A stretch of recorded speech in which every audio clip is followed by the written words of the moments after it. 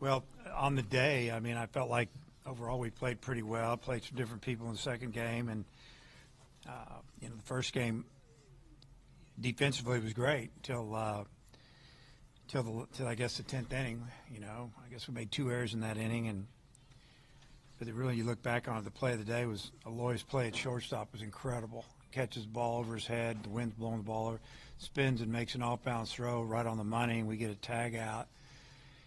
And instead of being down 2 runs going into the bottom of the 10th, we're only down 1. Obviously, we end up scoring 2 and winning the game.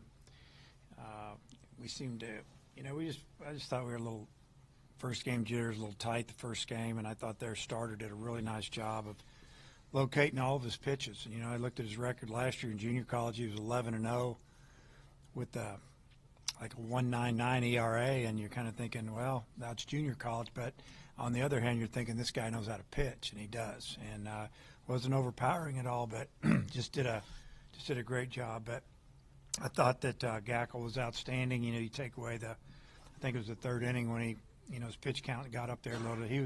He was cruising after 2 innings. I think he'd only thrown 22 pitches, and thinking, yeah, this guy might go 6 or 7 today. And give them credit. I mean, they fought him a little bit, and the first game was a big win. I think we kind of relaxed and threw a totally different type pitcher out of second game, kind of a location type lefty. Might top out at 87, maybe. A lot of change-ups and some cutters, and we put together a really good inning there. And I think it was the 4th. We scored 6 runs with 2 outs, and give our hitters a lot of credit. They worked a lot of counts today, and we had a lot of runners on all day, really. Could have scored a lot more runs, but, we swung at some pitches out of the zone and things we hadn't seen much of in our scrimmages. So some guys trying to do a little too much. But in the second game, I think Zach Root really set the tone. The first inning, he was really good for 5 innings, honestly. Really commanded his breaking ball. Had a cutter, fastball, busted right-handers in with his heater, locked him up, and, he had it all going today. It was fun to watch. So, good day for us. You think you mentioned Aloy's play. I mean, did that, like, you fall behind and maybe a little flat, like having that play, you think provide a boost when you guys get back in the dugout, a little bit of energy? I think so. I mean, the guys didn't even act like we were down, and we were down to our last 3 outs. They were just congratulating him on a great play, and we all did, So I got to tell our guys, we want to win every game, but we're not going to win every game. I want to see what we need to do. I want to see what kind of moves we need to make, who can hit right-handed pitch and left-handed pitch, and, whatever. And trying to figure out some roles from some pitchers. But, I do believe this too. If you have a good team, you're going to find ways to come back and win games when you're losing in your last at bat, and that's what we did today. And it definitely was a little bit of a springboard leading into the second game. Impressive too. Not only how the pitchers were able to throw today, but doing it in this weather. Again, first time against a different group of hitters. Yeah, real impressive. I mean, it's tough to grip the ball, and it's this isn't baseball weather. It is what it is.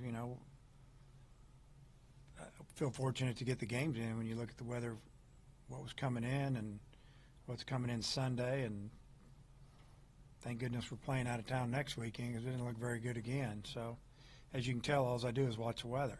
But it's the pitchers were really good all day, all of them. None of them really had any control issues. They commanded the zone with more than one pitch, and went through some pretty good hitters. And I don't think we could have asked any more of our pitchers today.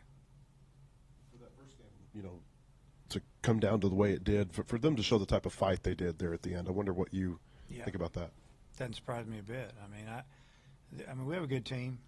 There's some guys that are going to fight to play, and they're pushing each other, but they all like each other, it seems like. And I don't think they're ever going to shut it down. I mean, you're just kind of a walk and a base hit away from, having that guy up maybe when you're down a couple to hit a 3-run homer. And I think this team, I hope this team has that knack, because that's what pushes you over the top, is when you can come back and beat people late. About Brent Iredale and the day Well, he he had? had a great day. You know, unfortunately for him and us, I mean, if the wind's not blowing like it was, that ball hits the top of the batter's eye. I mean, that ball is absolutely crushed, and it didn't go anywhere. You know, but you look at it, we had a couple balls that would have been out of the park, 2 or 3. They had a couple as well. You know, one of ours would have been a 3-run homer, Maxwell's ball. Center fielder made a great play, still got a sac fly out of it, but that ball was hammered. And then, you know, Brent's ball there. But I like the base hits up the middle, line drives all over the field, and I thought he played great defense for us today. Cut off a couple of balls that we're going to get to the 6-5 hole that probably not going to be able to throw anybody out. And one of them, he started a double play. So, you know, I said all along that we knew he could hit. And then when he got to campus, you know, my comment was, well, he's a better defender than I thought, and he's continued to get better. And that's been big for him and us. I guess to be able to get Jimenez into that game, that second game, just when a pitcher comes back from not having pitched an actual game for that long, just what do you think of how his day went? Yeah, I thought he was great. I mean, he's throwing the ball 90, 91 miles an hour with some sink, and he's not even 12 months out of Tommy John. And take him, you know, he was only going to throw one inning, and that's what he did. And you know, had a bad hop single, had a balls hit really good with no wind. That ball goes out of the park, kind of disappeared in the, you know, kind of that high sky there. And but it was really good to get him on the mound. He's going to help us, and you'll see his velocity climb as the season goes on. And then for Helfrich to lead off the bottom of the ninth with that walk in the first game after what happened in the top of the ninth, just what did you think of that at bat in particular? From Well, what happened was, first off, he made a great play keeping that ball fair, and that would have been our second out, and then the go-ahead runner would have gone to third. I mean, he's such an athletic catcher. He was on it so quick, and he kept it from spinning foul, and threw its sidearm. And you know, I've talked to him about this. His arm is really good, and it got on the first baseman, and you know, it almost got all the way to the corner. You know, and you know, he felt bad about it. You know, you're thinking maybe the first baseman would catch it, but it's like, you know, it's kind of a tweener ball. Need to have a little more feel on that. Maybe just take a little bit off of it, but. You know, it was a good play, and but then for him to come up to start that inning and, you know, not go out of the zone, chasing, trying to hit a home run to make up for it and all that, and just, you know, just getting on base, doing his job, and let the next guy bunt him over, and then we end up walking, and, you know, it all went our way from there pretty much. Coach, on the topic of Ryder, did you have, you know, that bunt single for the first hit of the season for the entire team? Was that something where he's checking down to see where the third baseman's playing? Is that something that you guys expected, or he does it and, you know, it's all instinct from there? Well, Ryder's a really good bunter. We put it on, and you know, he was a good bunter last year and taking it up a notch. We work on it a lot.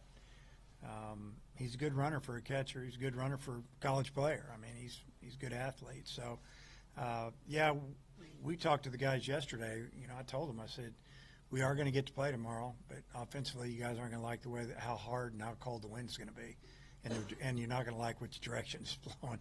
So we got to figure out how to score runs. We're going to have to steal some bases, maybe lay down a bunt, and you know, that's kind of what went down. We played a little small ball to get the lead, and then ended up winning the game with some walks and some attempted, you know, bunts, and I think it bothered their pitcher. He had trouble throwing it over the plate when we were showing bunts. And then obviously in the second game with some balls off top of the wall, home run, a couple more doubles, and you know, did a nice job. And you kind of mentioned too, playing different guys in the second game. One of those, Cam Kojal at second base. What do you think of his day, and just, you know, the potential that he gives you guys as another option as an infielder and a hitter? Yeah, had a good day. Played, had 2 doubles.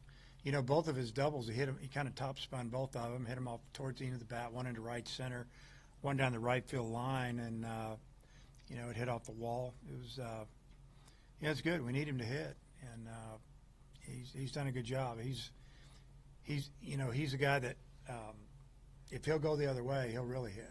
You know, but he likes to pull, and we're working on that. And his 2-strike approach is where he's been getting his best swings. His early swings has been almost a little too violent, too hard, and swinging and missing. 2 strikes, chokes up a little bit. Bat flattens out a little bit, and that's when he's been doing his damage. And you might see him doing that earlier in the count. BetOnline is the world's most trusted betting platform and your number one source for online betting in 2025. Whether you're a seasoned fan or a first-time bettor, BetOnline is your ultimate game day companion. With the largest selection of odds on everything from NBA and college basketball to the NHL and UFC, BetOnline continues to be your number one sports betting source. From every three-pointer to hat trick, BetOnline has you covered with odds, stats, and more for every game, every play, and every win. BetOnline, the game starts here.